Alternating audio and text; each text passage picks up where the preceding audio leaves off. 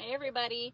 So I have an NPE case for you today, and mom tried to be as honest as she could to our client, but it gets crazy at the end. So welcome back to Client Stories with Amy. So her mom tried to be honest with her and gave her age appropriate information. So she always knew that she had a dad out there, she just didn't know who he was. So when she was 17, she finally asked, hey, so what else can you tell me about him? Like, what is his name? Do you know his name? And mom said, I know his first name, but that's all I remember is his first name. I don't remember anything else. So we're working with the first name, John. All we have at this point, and that our client was born in California. That's it.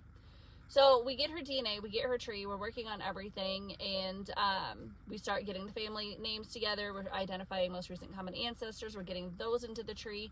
So we start with our most recent common ancestor at the top of the tree, the tippy top, and then we get all their kids and all their grandkids and all their great grandkids, all the way down the line until we get to our target line. So we were able to do that pretty quickly, and we were able to identify two most recent common ancestor lines that are both of our grandparents. So one of them's a grandmother, one of them's a grandfather.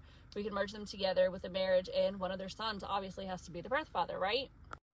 So really quickly, when I get all of that stuff figured out, I am realizing that this family has quite a history. So when I first start digging into a line, I'm trying to figure out more about the grandparents, more about the aunties and uncles, and more obviously about the suspected birth father or birth fathers if there was a set of brothers. In our case, we only had one. So I started with the grandparents. I'm going to see if I can find some photos. I'm going to see if I can find some an obituary for them, any newspaper articles, anything that I can get my hands on so my client can connect with that family line a little bit better, because she doesn't know who these people are, obviously, because she wasn't raised with them. These are her grandparents. Both of them had passed away. So I'm giving her something that she can connect to these people. While doing that, Grandpa, dear old Grandpa, was very famous in this area for liquor, alcohol. He was arrested multiple times and actually spent some time in prison for it. So I was like, okay, that's a pretty cool history. That's awesome. And I move on to the biological father. One son. They only had one son. They had 5 girls and 1 boy. And when I was looking up him, trying to see if he's still living, see if I can figure out where he's at, I found him. I did find him. We found some newspaper articles first, and then I found a law type paper. I think it was like Justice something or other online, and it has the whole legal proceedings of his criminal activity for one of his infamous cases, and he is currently serving life in prison. So I was like, oh my goodness. So I'm trying to think of a way to tell her that I identified him and he's still living, but he's in prison. So I kind of broke the ice like carefully with the grandpa, saying, you have a little bit of an infamous family history, and we're going to start with Grandpa first. Here's some of the things he did, and here's some evidence and some different things or whatever, saying that this is him and the DNA to them and yada, yada, yada, all of the things.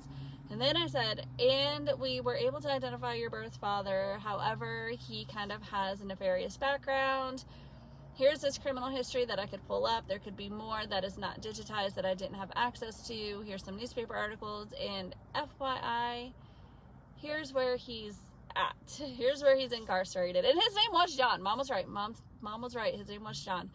But our client took it pretty well. She's like, I'm kind of not surprised, because mom kind of had a thing for the bad people and the bad men, and so she would have these relationships and they wouldn't last long. They'd be whirlwind romances, and she'd be on to the next, and they were never ever really good guys. So our client wasn't surprised. She's not reaching out. She's like, I have no reason to. Thank you for the information you gave me. I don't need anything else. I appreciate your time. Thank you. So we kind of just laughed about it, and it is what it is. We can't change who we come from. It's just, it is what it is. But that's it for today. I'll see you guys later. Don't forget to hit like, follow, and share. Don't forget our link tree up there, and click on that, and you have our link to our YouTube for our new DNA Angel show, Lost and Found, No More Secrets. But bye, everybody.